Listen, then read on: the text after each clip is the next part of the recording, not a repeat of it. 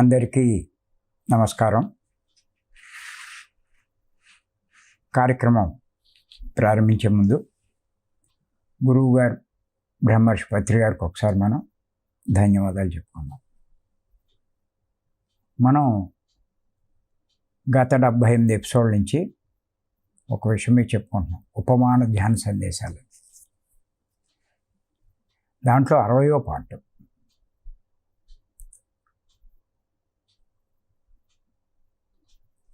ఈరోజు మనం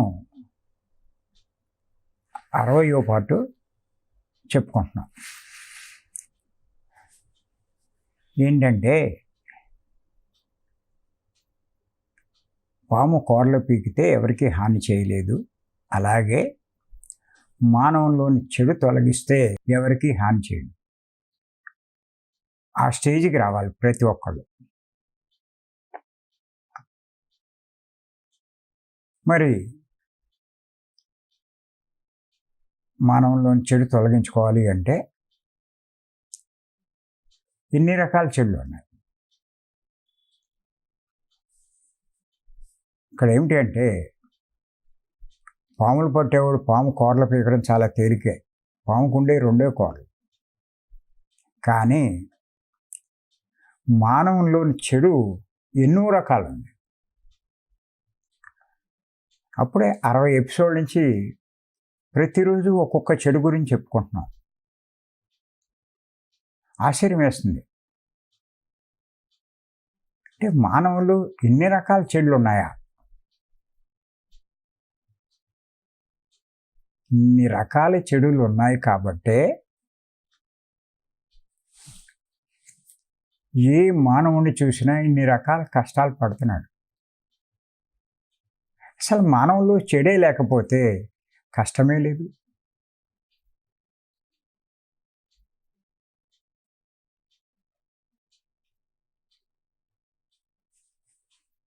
సహజంగా ఇప్పుడు మానవులు ఏం చేస్తున్నారు అంటే, కష్టాల్లోంచి బయటపడే ప్రయత్నం చేస్తున్నారు ప్రతి జన్మలో కూడా. సహజంగానే ఒక్కొక్క జన్మలో కొన్ని చెడులు తొలగించుకుంటున్నాడు. కానీ ఎవరైతే ఈ ధ్యాన మార్గంలోకి వస్తారో, ఈ జ్ఞాన మార్గంలోకి వస్తారో, ఆ గురువుల వల్ల తెలుస్తుంది నీ కష్టాలకి కారణం నీలో ఉన్న చెడే.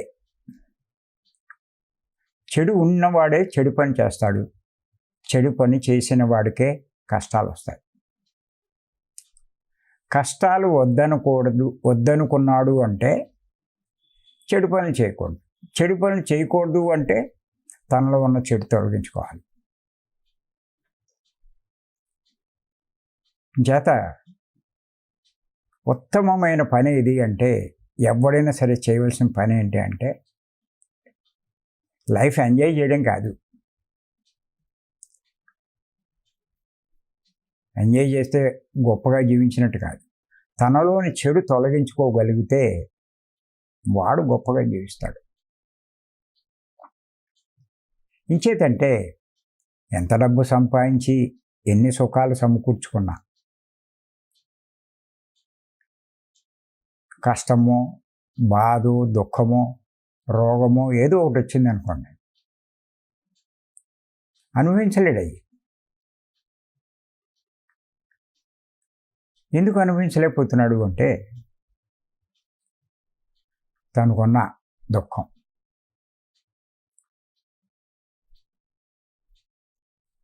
ఈ మధ్య మనం తెలుసుకున్నాం కదా, ప్రపంచంలో కోటీశ్వరుడు 10 మంది జాబితాలో ఉన్నటువంటి ముఖేష్ అంబానీ, ఆయన కొడుకు జబ్బుతో బాధపడుతున్నాడని.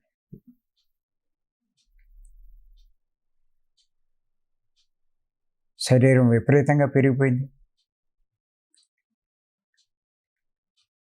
ఎంతో బాధపడుతున్నాడు.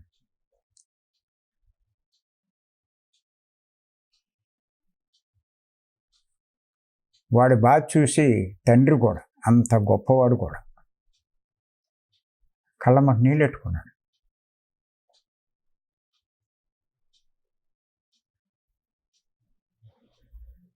ఎందుకు వచ్చింది ఈ కష్టం అంటే తేలిగ్గా చెప్పచ్చు మనం. అన్నీ గత జన్మ కర్మఫలం. గత జన్మల్లో ఆయనలో ఉన్న చెడు వల్ల కొన్ని చెయ్యకూడని పనులు చేశాడు. అవి ఈ జన్మలో అనుభవిస్తున్నాడు.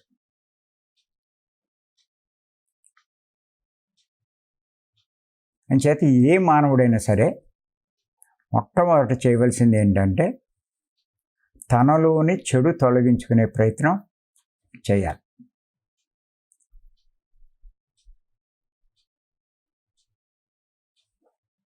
వాడు డబ్బు ఉండనివ్వండి, డబ్బు ఉండకపోనివ్వండి, ఎటువంటి స్త్రీ అయినా పురుషుడైనా ఎవడైనా సరే. నిజంగా మనమంతా అదృష్టవంతులు.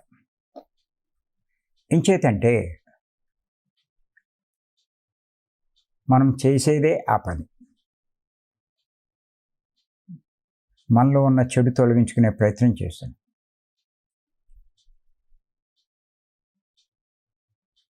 చెడు దేనికి సంబంధించింది? మనసుకు సంబంధించింది. మనసు ఎంత మలినంగా ఉంటే అన్ని చెడు లక్షణాలు ఉంటాయి. మనసు ఎంత శుద్ధంగా ఉంటే అంత వాళ్ళు చెడు తగ్గిపోతుంది. ఆ మనసును శుద్ధి చేసే పనే ఇప్పుడు మనం చేస్తున్నాం. మరి పత్రి గారి దయ వల్ల అద్భుతమైన శ్వాస మీద ధ్యాస ధ్యాన మార్గాన్ని మనం ఆయన ద్వారా పొందగలిగాం.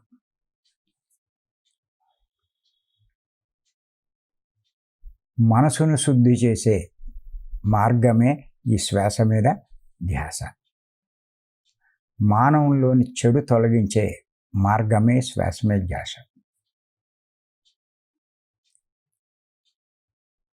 ఇంచేతంటే ఈ శ్వాస మీద ధ్యాస చేసినప్పుడు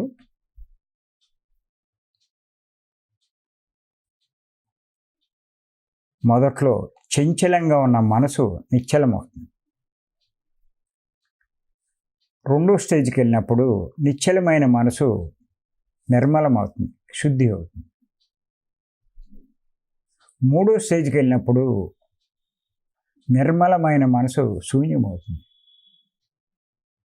ఇంకా మనసులో మనసు యొక్క ప్రభావం ఏముండదు. అది అక్కడ ఉండేది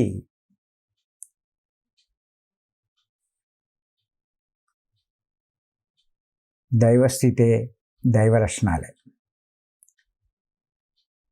ఆ స్థితికి చేరుకున్న వాడిని పరిపూర్ణుడు అని చెప్పుకోవచ్చు.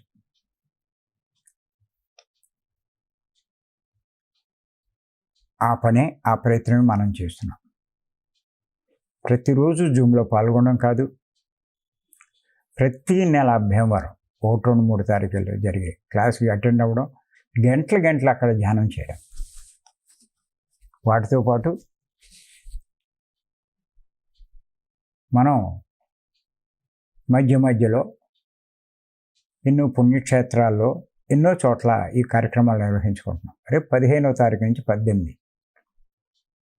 కోటాలలో కూడా 4 రోజులు, రోజుకు 10 గంటల చొప్పున నిశ్శబ్ద మౌన జ్ఞాన ధ్యానాన్ని చేస్తున్నాం మనం. అక్కడ జ్ఞానాన్ని కూడా పొందుతాం. అక్కడ ఇన్నేసి గంటలు చేస్తే మనసు ఎందుకు శుద్ధి కాదు? అందుకే అన్నా నేను, ఆ ప్రయత్నం మనం చేస్తున్నాం అని చెప్పి, మనలో చెడు తొలగించుకునే ప్రయత్నం మనం చేస్తున్నాం. ఇంచుమించు మనలో ఉండే చెడు లక్షణాల గురించి 60 లక్షణాల దాకా చెప్పుకున్నాం. ఈరోజు ఇంకొకటి ఏంటంటే అది ఇంకో లక్షణం, చెడు లక్షణం, చంచలత్వం. ఇది కూడా మానవుల్లో ఉన్నటువంటి ఒక చెడు లక్షణమే. మానవునికి నష్టం కలిగించేటువంటి ఒక చెడు లక్షణం. ఏంటంటే చంచలత్వం.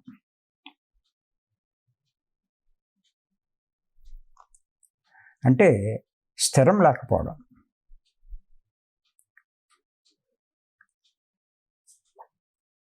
ఒకసారి ఒక మాట, ఇంకొకసారి ఇంకొక మాట.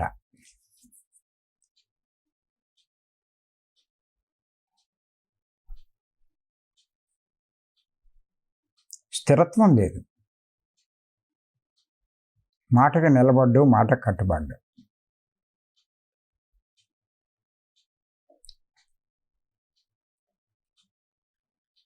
అది చంచల స్వభావం. అది వాడికి నష్టమే, అందరికీ నష్టమే.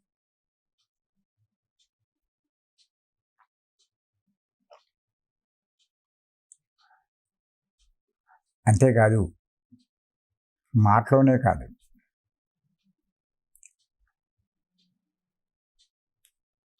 ఆలోచించేది ఒకటి, మాట్లాడేది ఒకటి, చేసేది ఒకటి.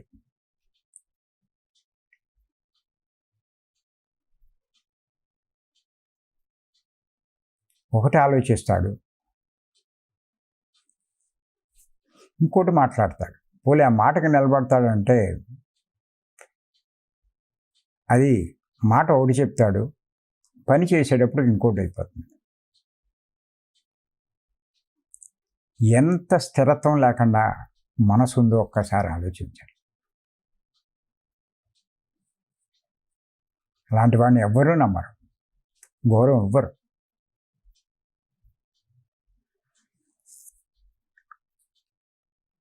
ఓ రకంగా దీన్ని ఏమంటారంటే త్రికరణ శుద్ధి లేకపోవడం అంటారు.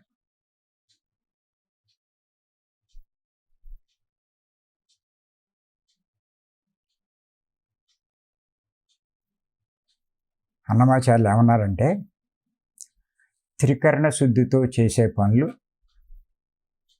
లోకము మెచ్చు, దేవుడు మెచ్చు అన్నారు.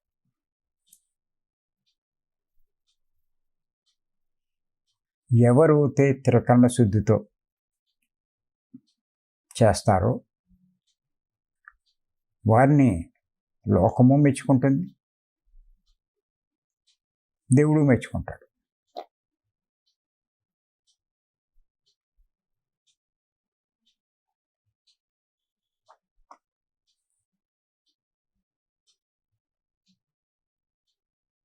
అటువంటి స్వభావం లేదు ఎవరికి. ఇప్పుడు మీరు ఇప్పుడు చూడండి, ఎలక్షన్ జరిగే మూమెంట్, డబ్బులు పంచి పెడతారు. ఒక్కొక్కడు వచ్చి డబ్బు ఇస్తూ ఉంటాడు, తప్పకుండా వేస్తానంటాడు. ఇంకోటి వచ్చి మళ్ళీ డబ్బు పంచి పెడతాడు, తప్పకుండా నీ పార్టీకి వేస్తానంటాడు. వీడు ఎవరికి వేస్తాడు కూడా వాడికి ఎవరికి తెలియదు. అలా ఉంటుంది.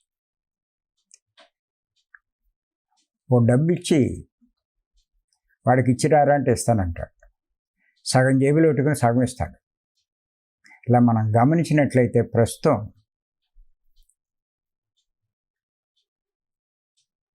మాటకి కట్టుబడినోడు ఎవడు లేడు. ఇది చంచల స్వభావం. ఒక దాని మీద స్థిరంగా ఉండడు.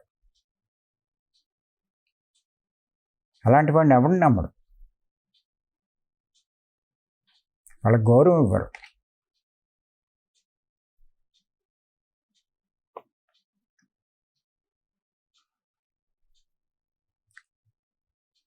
అంచేత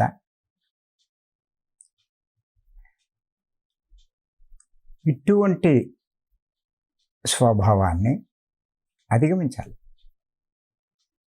ఆ మార్గమే ఈ శ్వాస మీద ధ్యాస. మీరు చూడండి, ధ్యానం చేసేటప్పుడు ఆలోచనలు వస్తాయి. ఒకటే ఆలోచన వస్తుందా అంటే కాసేపు గతానికి సంబంధించి వస్తాయి, గతానికి భవిష్యత్తు. ఇలా చాలా చంచలంగా ఉంటుంది మనసు. కానీ ఈ శ్వాస మీద ధ్యాస ఉంచి చెయ్యగా చెయ్యగా చెయ్యగా స్థిరత్వం వస్తుందండి. మనసు నిశ్చలమైపోతుంది. మీరు కళ్ళు మూసుకోగానే సహజంగా వస్తాయి ఆలోచన. 5 నిమిషాల్లోనే ఆలోచనలన్నీ ఆగిపోయి ఆలోచన లేని స్థితిలో ఉండిపోతాం. మనసు నిశ్చలమైపోతుంది. వాళ్ళు అలా చేయగా నిజ జీవితంలో కూడా ఆ చంచలత్వం పోయి స్థిరత్వం వస్తుంది.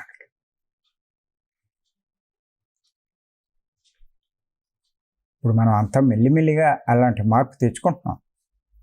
ఆ చెడు లక్షణాన్ని తొలగించుకుంటున్నాం మనం. ఆ అన్నమాచార్యులు వారు అన్నట్టు లోకము మెచ్చుతుంది మనం ఆ స్థితిలో ఉంటే, ఆ దేవుడు మెచ్చుతాడు. దేవుడు మెచ్చే పనులు మనం చేస్తే ఇంకా మనకేముందండి?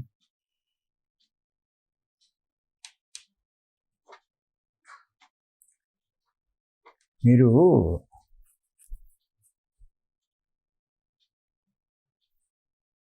ఎవరికైనా ఏదైనా బాకీ ఉన్నారు, సరే ఇస్తానంటారు. పలానా రోజు ఆ రోజు వస్తే ఇచ్చేస్తానంటారు. వాడు ఆ రోజు వస్తాడు, మీరు ఇచ్చేశారు.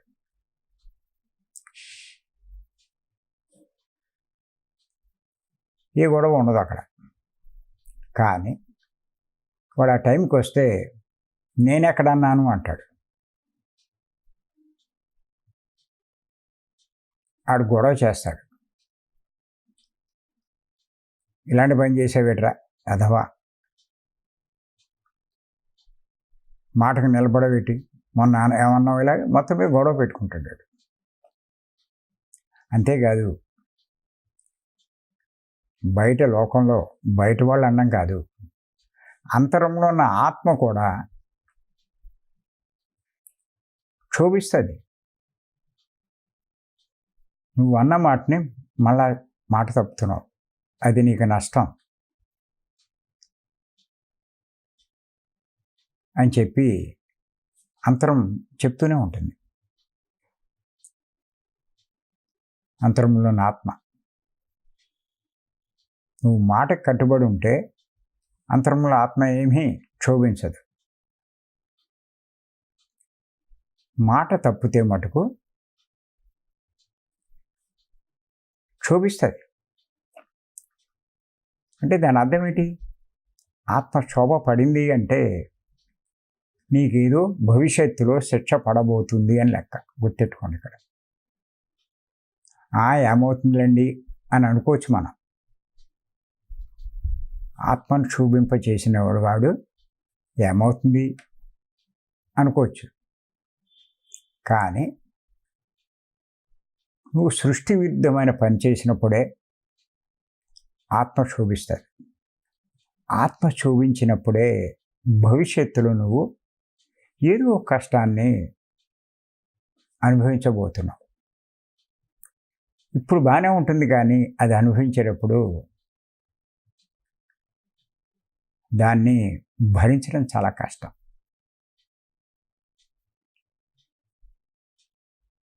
అంచేత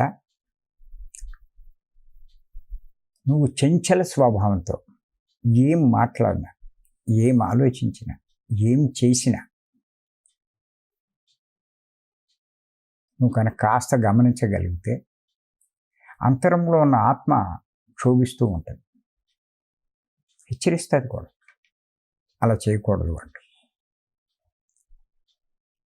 నీ మనసు మలినంగా ఉంటే దాన్ని లెక్క పెట్టవు, తర్వాత పర్యవసానాలు అనుభవిస్తావు. నీ మనసు శుద్ధంగా ఉంటే దాన్ని ఆచరిస్తావు, భవిష్యత్తులో నువ్వెంతో ఆనందంగా ఉంటావు. అంచేత ఎవరైనా సరే ఈ చెడు లక్షణాలను కూడా తొలగించుకోవాలి. ఈసారి చూసుకోండి, మీరు మాట్లాడే మాటల్లో కానీ, ఆలోచించే విధానంలో కానీ, చేసే పనుల్లో కానీ. ఉన్నాయి మూడే కదా: ఆలోచన, మాట, పని. స్థిరత్వం లేకపోతే మీరు సరి చేసుకోవాల్సిన అవసరం ఖచ్చితంగా ఉంది. 6 అవనివ్వండి, 6 అవనివ్వండి, ఎంత నష్టపోనివ్వండి, ఎన్ని ఇబ్బందులు రానివ్వండి, చంచల స్వభావంతో ఉండకూడదు. మన మాట స్థిరంగా ఉండాలి, మన పనులు స్థిరంగా ఉండాలి. ఏది ఆలోచిస్తావో అదే మాట్లాడు, ఏది మాట్లాడతావో అదే చెయ్యి.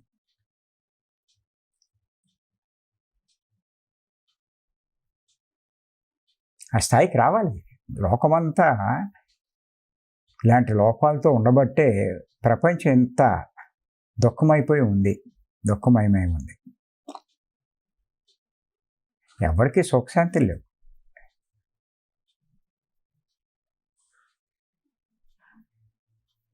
ఎక్కడ చూసినా గొడవలు, అశాంతి,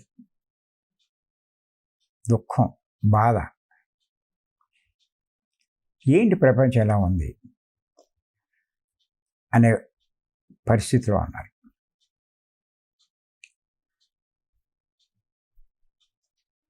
అందరికీ బాధగానే ఉంది ప్రపంచం ఎలా ఉన్నందుకు.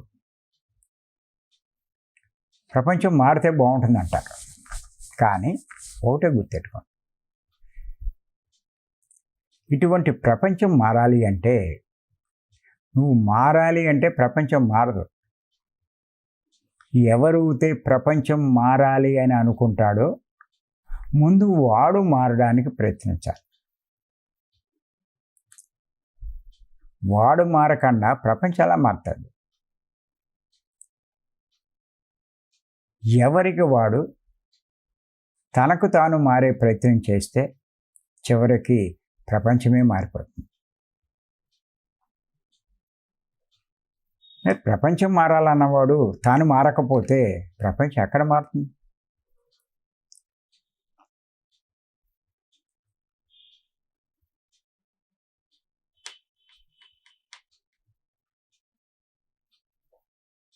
లోకా సమస్త సుఖినో భవంతు ప్రార్థిస్తారు. అందరూ సుఖంగా ఉండే చూడు స్వామి అని.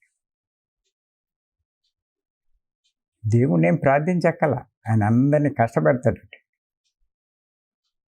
సుఖం లేకుండా చేస్తాడండి. ఎవడవుతే ప్రార్థిస్తాడో, నిజంగా ఆడి కోరిక అది అవుతే, వాడు అందరినీ సుఖంగా ఉండేటట్టు చూడాలి. వాడు చూడగానే అందరూ సుఖంగా ఉండాలి. ఎలా ఉంటారు? వాడు ఒక కోడిని సుఖంగా బతకనివాడు, ఓ మానవుని బతకనివాడు, ఓ మేకని బతకనివాడు మళ్ళీ గుడికి వెళ్ళి ప్రార్థిస్తాడు. చేత గుర్తుపెట్టుకోండి,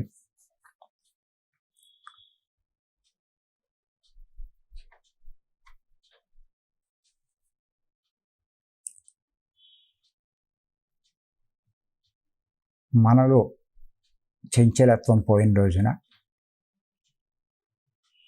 స్థిరత్వం కలిగిన రోజున మనం గొప్ప స్థాయికి ఎదిగిన వాళ్ళం అవుతాం.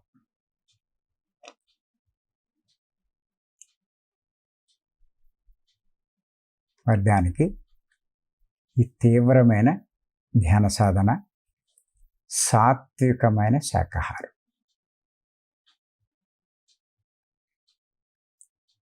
మీరు శాకాహారం కాకుండా రజోగుణము, తమోగుణం ఆహారాలు మనసును స్థిరంగా ఉండనివ్వండి. ఒక్క సాత్విక ఆహారమే మనసును స్థిరంగా ఉండిస్తుంది, చంచలత్వం లేకుండా చేస్తుంది.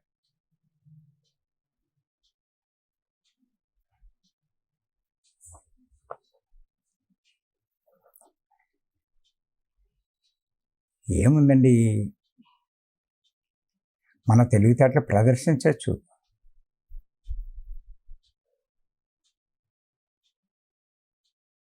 అది సృష్టి విరుద్ధం అవుతే దాని పర్యవసానాలు దారుణంగా ఉంటాయి. సృష్టికి అనుగుణమవుతే నీ తెలివితేటలు నీ భవిష్యత్తు గొప్పగా తయారవుతుంది. చేత అదే చెప్తున్నాను నేను ప్రతి ఒక్కరికి. ఏదో భీమవరం 1 నెల 2 నెలలో రావడం కాదు, కంటిన్యూ ఆ స్థితి సాధించేదాకా, మనల్ని మనం ప్రక్షాళన చేసుకునేదాకా, మనల్ని మనం శుద్ధి చేసుకునేదాకా, మనలో లోపాలు తొలగించుకునేదాకా. ఏ మహానుభావుడైనా ఇదే చెప్తాడు.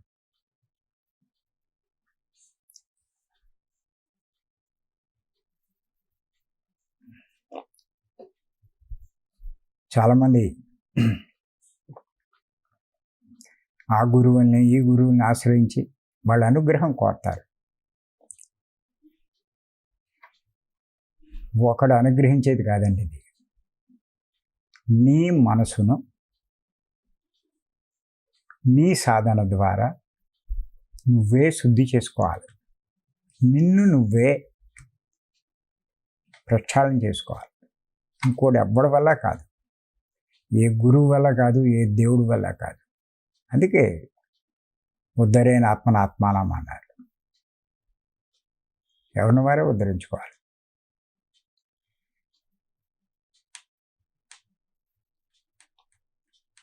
మరి ఇప్పుడు మన వాళ్ళంతా కూడా 3 సంవత్సరాల నుంచి పైనే ప్రతిరోజు నేను ఆశ్చర్యపోతున్నాను. మార్నింగ్ 4 కల్లా చూసేసరికి 100-150 మంది జాయిన్ అవుతున్నారు. ఇదివరకు కంటే ఇప్పుడు వీడియో లాంచ్ చేసే వాళ్ళు ఎక్కువ కనిపిస్తున్నారు నాకు. ఇంకా కొద్దిమంది ఉన్నారు వీడియో లాంచ్ చేయకుండా, వాళ్ళు కూడా సరి చేసుకోండి. ఏ ఇబ్బంది ఉంటే వాటిని కాస్త తొలగించుకోండి. జాయిన్ అవుతున్నారు, అన్నీ చేస్తున్నారు, ఒక్క వీడియో ఆన్ చేయండి. ఆ లోపం ఎక్కడుందో సరి చేసుకోండి. ఒక పావుగంట ముందు లేస్తే అన్నీ సర్దుకోవచ్చు.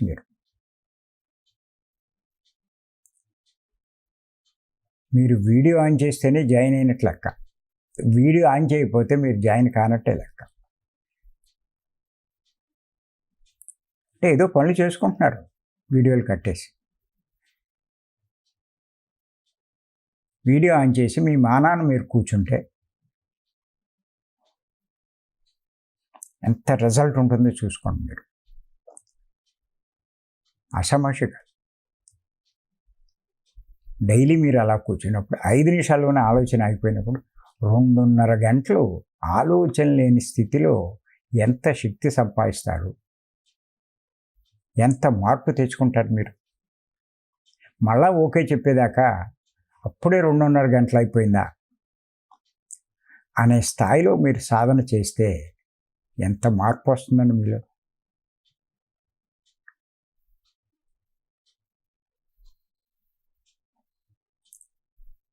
అది గ్రహించలేక మనం కొంచెం నిర్లక్ష్యం వహిస్తాం. కానీ ఎలాగ వస్తున్నాం, ఎలా కూర్చుంటున్నాం, ఆ వీడియోలు కూడా ఆన్ చేసి కూర్చోండి.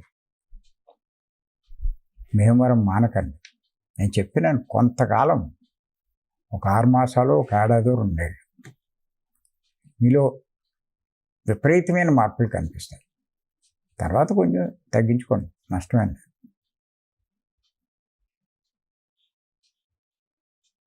చేత మనలో ఉన్న ఇంకొక చెడు లక్షణం చంచలత్వం.